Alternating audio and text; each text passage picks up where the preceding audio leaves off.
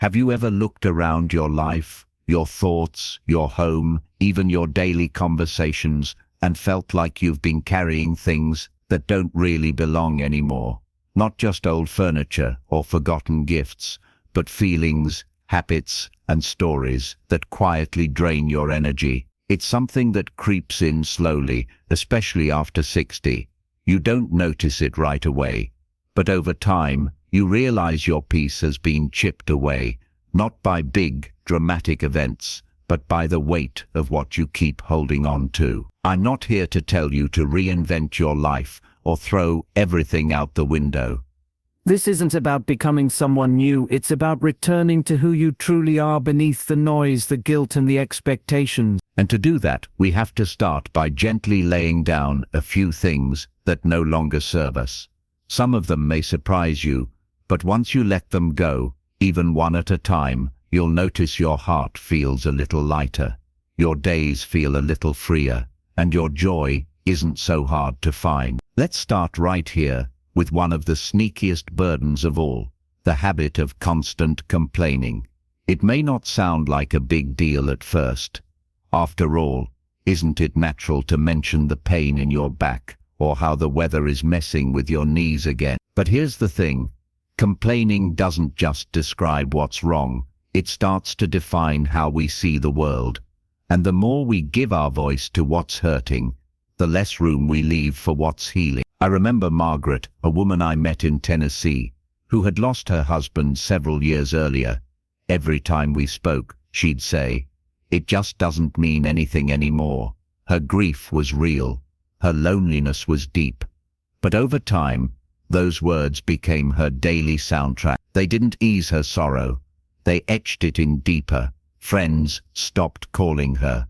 Grown children felt helpless, and she couldn't figure out why her days felt so heavy, even when nothing new was going wrong.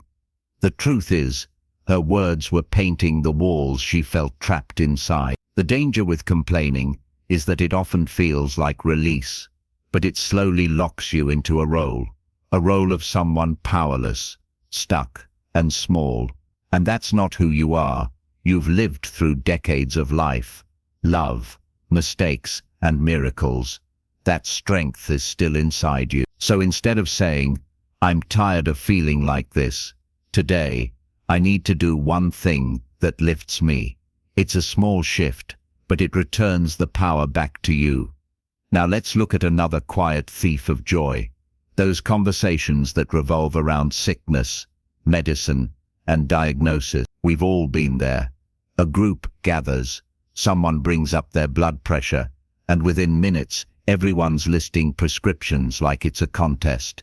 It's easy to fall into that loop.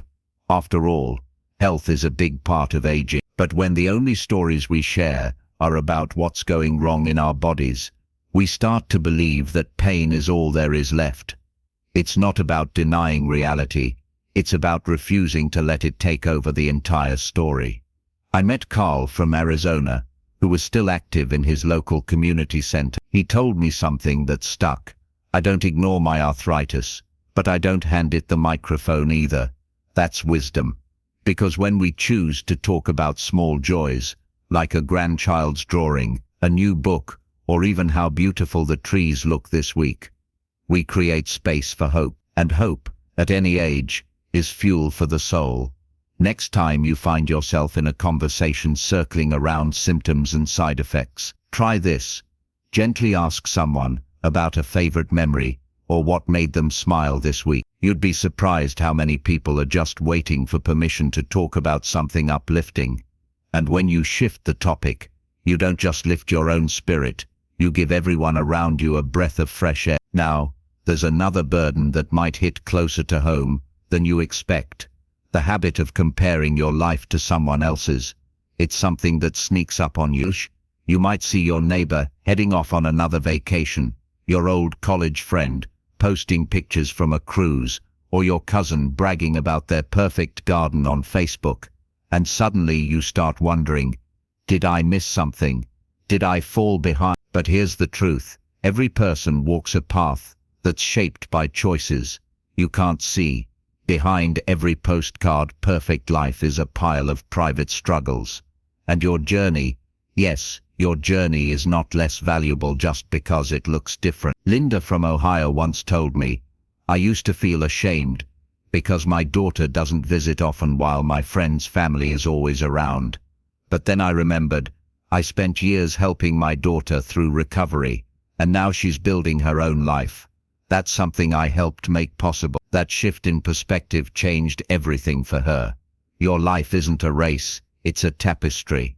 And the stitches that seem messy today may one day reveal the most meaningful part of the whole pattern. So instead of looking sideways at what others have, try looking back at what you've owed. Give yourself credit. You've made it through storms that no one saw, and you're still here, still growing, still writing your story. What we've talked about so far are just the beginning. You don't need to fix your whole life in a day. Just start by recognizing one weight you're ready to set down. Is it the way you talk about your ex? The way you let illness dominate your conversations? Or that voice in your head, whispering that someone else's life turned out better? Even letting go of one of those can open up more peace than you've felt in years. And the beauty of being over 60 is this: you've earned the right to choose peace. You've earned the right to live free from unnecessary burdens. And most importantly, you've earned the right to rewrite your own story, starting today. Sometimes, the things that weigh us down the most aren't thoughts or words. They're objects, silent, motionless things that sit in corners or drawers, but carry emotions heavier than we realize. I once met a woman named Carol in Oregon. She had a perfectly lovely home, but something about it felt tense. As we talked, she pointed to an old recliner in her living room and said, "That was my ex-husband's favorite chair.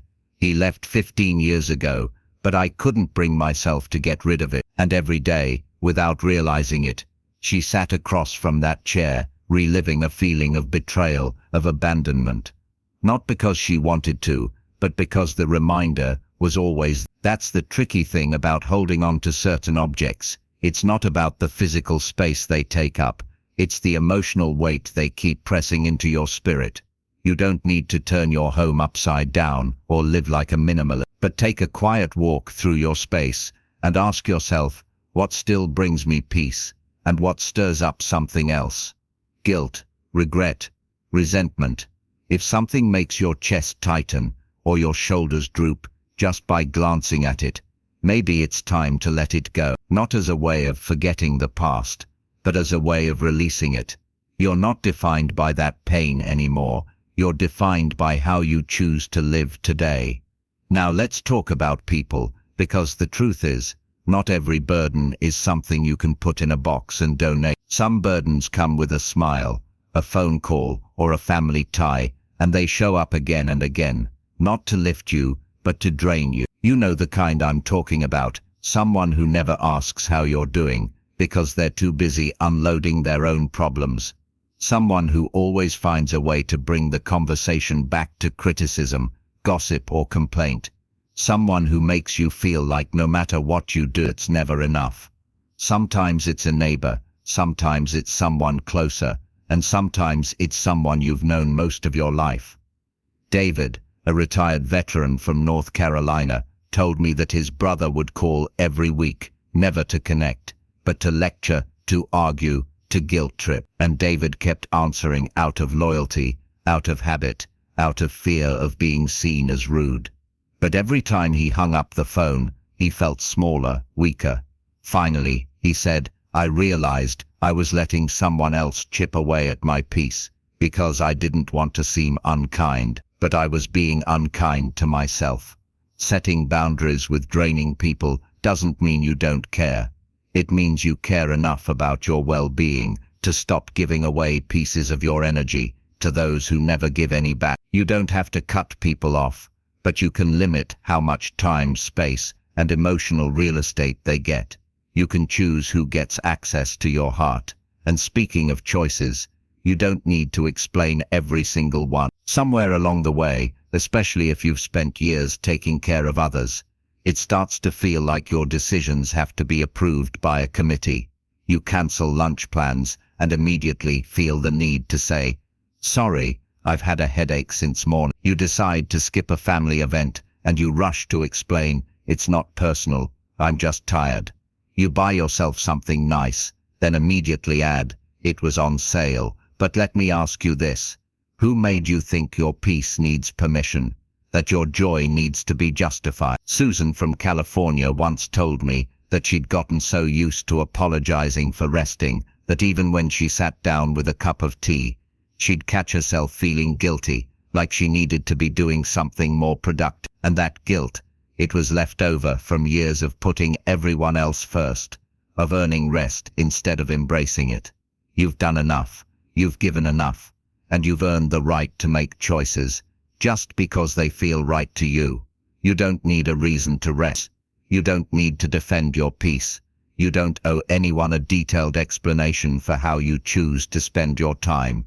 The simple truth is this: your life is your own, and the moment you stop justifying every step, you start walking light. You'd be amazed at how much calmer the world feels when you stop asking for permission to feel calm. That's the beauty of this stage in life. You no longer need to prove anything. You just need to protect the peace you've already worked so hard to find. There's a quiet voice that sometimes creeps in when you least expect it. It doesn't shout or accuse, it whispers, "You're too old to change." Maybe you've heard it when you thought about picking up a new hobby, moving to a new place, or simply trying something you've never done before. It's a voice that pretends to protect you from disappointment, but really, it's just fear wearing a familiar disguise. After retirement, or once the routine of life has slowed down, it's easy to believe the best parts are behind you. But that idea that it's too late to start again is one of the heaviest burdens you can carry, because it doesn't just limit what you do, it limits what you allow yourself to dream. I remember Earl, a former truck driver from Kansas, who told me, "For years I said I'd love to learn guitar, but I figured it was too late. My hands were stiff, and I didn't think I could remember the chords." One day, on a whim, he bought a second-hand guitar. He took 5 minutes a day to practice. Slowly, week by week, he started to play old country songs he used to love. He didn't become famous, he didn't go viral, but he came alive. He smiled more, slept better, and his kids said, "Dad sounds like himself again." That's what change does. It reminds you that you're still in motion, that you're not just here to watch life happen, but to be part of it. Whether it's painting, dancing, walking a different route, or even just rearranging your furniture, every small change says to your soul, "I'm still here, I still matter." Now, I want to talk about something that's even harder to carry than fear, something that ages you more than any number ever could: resentment.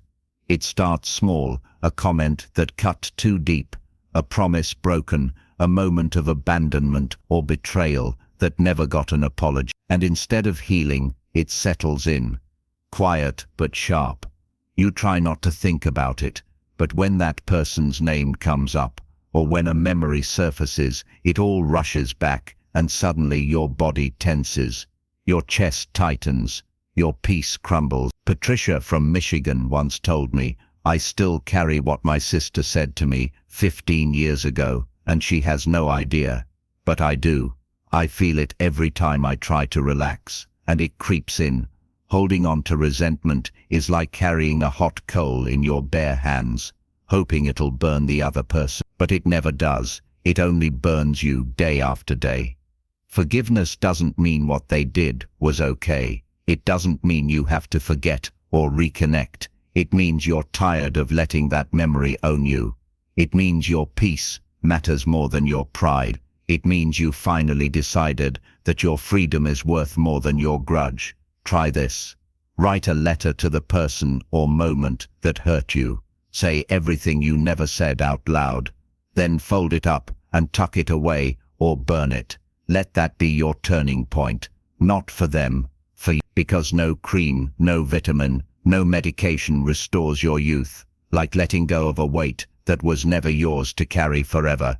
And now, finally, I want to speak to a truth that many people in their 60s and 70s never say out loud, but feel every day: the idea that you have to earn your peace, that you can only rest when everything is done, that you need to explain your quiet, defend your joy, and justify your decisions so you're not seen as selfish. Betty, a grandmother from South Carolina, said to me once, "I told my daughter I wouldn't be watching the grandkids this weekend, and then I spent 20 minutes explaining why." She wasn't even upset, but I felt like I had to prove I wasn't being lazy. That habit of apologizing for choosing calm is something many of us have carried for years, and it's time to let it go. Your peace does not need to be approved. It does not require explanation. It doesn't need to be earned. It just needs to be protected. You've lived through decades of doing for others. Now, you have the right and the responsibility to do for yourself, to create space that is quiet, nourishing, and true. And you don't have to feel bad about it, because when you live in peace, you become someone who radiates that calm to others. You lead by example. You show your children and grandchildren what healthy boundaries look like. You remind them that a joyful elder is not someone who always says yes, but someone who knows when to say no. So, when someone questions your silence, your rest, your decisions, just smile. Let your presence speak louder than words, and know that your peace is sacred. You don't owe it to anyone. You don't need to trade it for approval. You simply get to live it, boldly, gently, and fully, because in the end, the secret to happiness after 60 isn't found in what you chase. It's found in what you release.